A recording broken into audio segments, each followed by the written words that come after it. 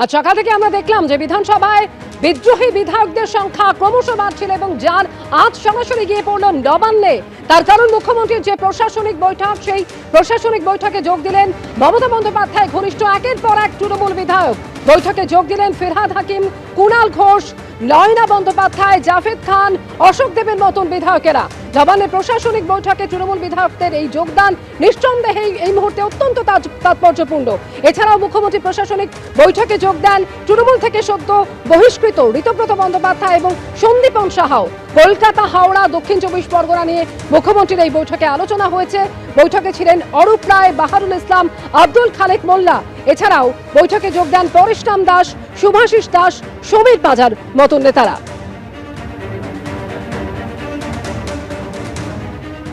এটা তো প্রশাসনিক বৈঠক, সেখানে আমি বেলেঘাটার বিধায়ক হিসেবে এসেছিলাম। সেখানে বেলেঘাটার উন্নয়নের জন্য আমি মাননীয় মুখ্যমন্ত্রীকে আমি আমার এলাকার কিছু নির্দিষ্ট কিছু কাজ, কিছু হসপিটাল সংক্রান্ত কিছু পরিকাঠামো উন্নয়ন, সুভাষ সরোবর থেকে শুরু করে একাধিক নানা ধরনের হাসপাতাল, এই ধরনের চিঠি জমা দিয়েছি।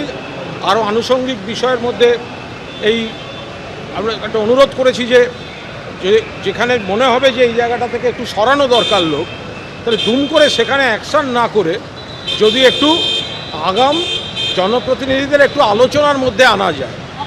আর একটা বিষয় বলি যে এই যে আমি রাজনীতি করতে চাই না, বাট এই যে ধড় পাকড় এই যে হচ্ছে, যারা সত্যিকারের কেউ দোষী করছে, তারপরে যারা রাজনীতি করছে শুধু তারা অ্যারেস্ট হয়ে যাচ্ছে ইত্যাদি, সেক্ষেত্রে মুখ্যমন্ত্রী সমস্ত যারা ছিলেন মানে পুলিশকে বলেছেন যে বিরোধী বিধায়কদেরও আপনারা ফোন ধরবেন, হোয়াটসঅ্যাপে কেন, দরকার হলে একদম মানে নর্মাল ফোনে কথা বলুন এবং যা বলছে শুনুন, এবং পুলিশের বক্তব্যটাও সেই বিধায়ককে জানান। যাদের অ্যারেস্ট করছেন কেন অ্যারেস্ট করছেন বলুন। আমিও বলেছি কোনো জেনুইন যদি কেউ দোষ করে তাদের হয়ে আমরা বলছি না, কিন্তু নির্দোষ যদি ধরা পড়ে হ্যারাস্ট হয় সেটাও ঠিক না। তো সেটা একটা পুলিশের সঙ্গে কোঅর্ডিনেশনটার একটা ব্যবস্থাপনার মধ্যে করা গেছে। আজকে সমস্ত দলের এমএলএরা খুব সুন্দর মিটিং হচ্ছে, সমস্ত দলের মানুষরা মুখ্যমন্ত্রীর সাথে কথা বলতে পেরেছেন। শোভন দেবকে বিরোধী দলনেতা চেয়ে অভিষেক বন্দ্যোপাধ্যায় প্রস্তাবের পাল্টা প্রস্তাব যা আজকে জমা পড়েছে বিধানসভার অধ্যক্ষের কাছে। তিনি বিকেল 4টে পর্যন্ত সময় চেয়েছিলেন, তবে ইতিমধ্যে বিকেল 4:30 বেজে গিয়েছে। বিধানসভার অধ্যক্ষ এই মুহূর্তে কি সিদ্ধান্ত নেন, অবশ্যই সেদিকে প্রত্যেকের নজর। সরাসরি রয়েছেন এই মুহূর্তে আমাদের সঙ্গে প্রতিনিধি কৃষ্ণেন্দু অধিকারী। কৃষ্ণেন্দু, এখন এটাই তো দেখার যে স্পিকার কি সিদ্ধান্ত নিতে চলেছেন, কোন কোন সম্ভাবনাগুলো জোরালো হচ্ছে এখনো পর্যন্ত। দেখো, একটা বিষয় আছে, সেটা হচ্ছে সাংবিধানিক, আর একটা বিষয় হচ্ছে রাজনৈতিক যে পালাবদল আজকে ঘটে গেছে সেটা একদম চোখের আলোর কাছে পরিষ্কার। তৃণমূল কিন্তু খান হয়ে গেছে, ভেঙে চুরমার হয়ে গেছে। মমতা বন্দ্যোপাধ্যায়ের নামে যে দল তৈরি, মমতা বন্দ্যোপাধ্যায় নিজে যে দল তৈরি করেছেন, সেই দলের প্রস্তাবকে বুড়ো আঙুল দেখিয়ে 58 জন বিধায়ক তৃণমূলের টিকিটে জেতা তারা নতুন করে পরিষদীয় দল তৈরি করেছেন। পরিষদীয় দলে সেখানে ঋতব্রত বন্দ্যোপাধ্যায়কে বিরোধী দলনেতা হিসেবে মনোনীত করা হয়েছে।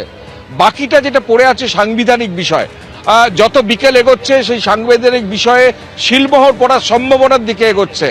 কারণ স্পিকার, বিধানসভার স্পিকার, তিনি বিধানসভায় আছেন। কিছুক্ষণ আগেই মুখ্যমন্ত্রী শুভেন্দু অধিকারী প্রশাসনিক বৈঠক ছেড়ে বিধানসভায় এসছেন, এবং শুভেন্দু অধিকারীর সঙ্গে সঙ্গে তাপস রায়, শঙ্কর ঘোষ সহ যারা সিনিয়র মন্ত্রী, সেই সিনিয়র মন্ত্রীরাও এসছেন। এবং যারা সকালবেলা এই বিদ্রোহ ঘটালেন 58 জন বিধায়ক, তাদের মধ্যে অধিকাংশ বিধায়ক কিন্তু তারা আবার ফিরে এসছেন বিধানসভায়। যারা প্রশাসনিক বৈঠকে যোগ দিয়েছিলেন তারা আবার ফিরে এসছেন বিধানসভায়। সেক্ষেত্রে বিধানসভায় যে সিদ্ধান্তটা স্পিকার নিতে পারেন, যে প্রস্তাব সকালে পেশ করা হয়েছে সাদা খাতায়, সেই প্রস্তাবকে তিনি অনুমতি দিচ্ছেন বা অনুমোদন করছেন, এবং সেটা শুধু সময়ের অপেক্ষা। কারণ মুখ্যমন্ত্রী এসছেন, মুখ্যমন্ত্রীও স্পিকারের সঙ্গে কথা বলতে পারেন এ ব্যাপারে, এবং ঋতব্রত বন্দ্যোপাধ্যায়, সন্দীপন সাহা সহ যে 58 জন সই করেছিলেন তারা কিন্তু এখানে এখনো পর্যন্ত আছেন। সুতরাং যে রাজনৈতিক পালাবদল বা রাজনৈতিক পালাবদলটা সকাল থেকে ছিল সেটা হয়ে গেছে। এবার যেটা সাংবিধানিক কিছু রীতিনীতি থাকে, বিধানসভার কিছু নিয়মকানুন থাকে, এবং সেই নিয়মকানুনের মধ্যে থেকে স্পিকার হয়তো আগামী কয়েক মিনিটের মধ্যে সিদ্ধান্ত নেবেন। কিন্তু যে তৃণমূল মমতা বন্দ্যোপাধ্যায় তৈরি করেছিলেন, যে তৃণমূলে সবাই মমতা বন্দ্যোপাধ্যায় বলতেন যে 294টা কেন্দ্র তৃণমূল প্রার্থী, সেই তৃণমূল মমতা বন্দ্যোপাধ্যায়ের রাশ আর তার হাতে নেই, পুরোপুরি ভেঙে চুরমার হয়ে গেছে।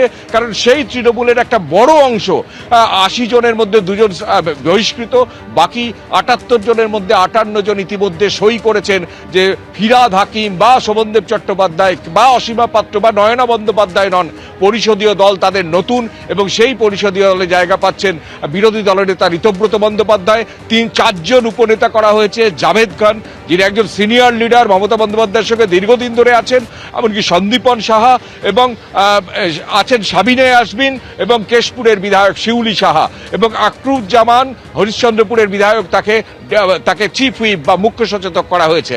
অর্থাৎ এই প্রস্তাব ইতিমধ্যে স্পিকারের কাছে সাদা কাগজে জমা পড়েছে। যখন স্পিকারের কাছে জমা দিতে যান ঋতব্রতরা, তখন সেখানে বিধানসভার যিনি প্রিন্সিপাল সেক্রেটারি তিনিও ছিলেন। অর্থাৎ আনুষ্ঠানিকতা পুরোপুরি সম্পন্ন। রাজনীতির যদি প্রেক্ষাপট দেখো, তাহলে তৃণমূল যে তৈরি হয়েছে সেই তৃণমূল ভেঙে গেছে, চুরমার হয়ে গেছে। এমনকি তার পরবর্তী যে পদক্ষেপটা দেখা গেল যে মমতা এই প্রেক্ষাপটের পরেও মমতা বন্দ্যোপাধ্যায়ের সঙ্গে যে কজন আছেন, অর্থাৎ ফিরহাদ হাকিম কিংবা কুণাল ঘোষ কিংবা নয়না বন্দ্যোপাধ্যায় কিংবা অশোক দেব, তারাও প্রশাসনিক বৈঠক করতে গিয়েছিলেন মুখ্যমন্ত্রীর সঙ্গে। সুতরাং সব মিলিয়ে তৃণমূলের ভবিষ্যৎ কি আগামী দিনে সেটা তৃণমূলই বলবে। তৃণমূল সমস্ত কমিটি ভেঙে দিয়েছে, ছারখার হয়ে গেছে, নতুন করে আবার তৃণমূল তৈরি করার পরিকল্পনা নিয়েছেন মমতা বন্দ্যোপাধ্যায়। আর সাংবিধানিক যে প্রেক্ষাপট যেটুকু বাকি আছে, কিছুক্ষণের মধ্যে স্পিকার স্পষ্ট করবেন। রাজ্য রাজনীতিতে সবচেয়ে বড় পালাবদল আজকে কিছুক্ষণের মধ্যেই হয়তো তার সাংবিধানিক শিলমোহর পড়বে। এই সন্দেহ এই মুহূর্তে অত্যন্ত গুরুত্বপূর্ণ, এবং অবশ্যই প্রত্যেকের নজর রয়েছে সেই দিকে যে স্পিকার আজকে যে চিঠি স্পিকারের কাছে জমা পড়েছে, সেখানে স্পিকার অনুমোদন দেন কিনা, ঠিক কি হতে চলেছে তা জানার জন্য আজ মাত্র কিছু সময়ের অপেক্ষা। তার কারণ ইতিমধ্যে কিছুক্ষণ আগে সেখানে মুখ্যমন্ত্রী শুভেন্দু অধিকারী তিনিও পৌঁছে গিয়েছেন, একে একে পৌঁছচ্ছেন তৃণমূল বিধায়কেরাও। এই মুহূর্তের যে বড় খবর যেটা সামনে আসছে, গ্রেপ্তার করা হয়েছে তৃণমূল নেতা জয়প্রকাশ মজুমদারকে। শ্লীলতাহানির অভিযোগে গ্রেপ্তার জয়প্রকাশ মজুমদার।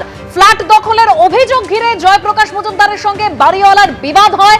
আজ ফ্ল্যাটে তালা লাগানো নিয়ে দুপক্ষের মধ্যে বিবাদ হয়। তৃণমূল নেতা জয়প্রকাশ মজুমদারকে ঘিরে বিক্ষোভ দেখানো হয়। বিধাননগর উত্তর থানায় ইতিমধ্যে অভিযোগ দায়ের হয়েছে এবং তৃণমূল নেতা জয়প্রকাশ মজুমদারকে গ্রেপ্তার করলো পুলিশ। এই আরো বিস্তারিত এই খবর নিয়ে ফিরছে একটা ছোট্ট বিরতির পর, সঙ্গে থাকবেন। পুলিশ ছিল ফোন করলে চলে আসে।